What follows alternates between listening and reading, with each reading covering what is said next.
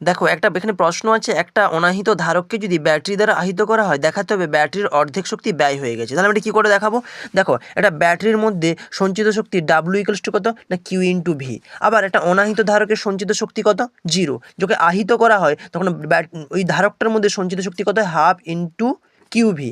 ওকে, তাহলে এটা W prime. তাহলে শক্তির কতটা ব্যয় হলো? শক্তি ব্যয় কতটা হলো না QV minus half of Q V. তাহলে কত না হাফ কিউ ভি। প্রমাণিত হয়ে গেল কি অর্ধেক শক্তি কি হচ্ছে না ওই ক্যাপাসিটরটাকে চার্জ করতে ব্যবহৃত হয়েছে। তাহলে আর বাকি যে শক্তিটা থাকলো সেই শক্তিটা কোথায় যায়? বলছি বাকি শক্তিটা কি শক্তিতে রূপান্তরিত হয়ে যায় না তাপ শক্তিতে রূপান্তরিত হয়ে যায়। তাহলে কি বললাম যে একটা অনাহিত ধারককে যদি একটা ব্যাটারি দ্বারা আহিত করা হয় তার হাফ শক্তি কী হবে? ওই ধারকটা ব্যবহার করে নেবে, আর যে শক্তিটা থাকলো সেই শক্তিটা কি হচ্ছে না তাপ শক্তিতে রূপান্তরিত হয়ে যাচ্ছে। Thank you everyone.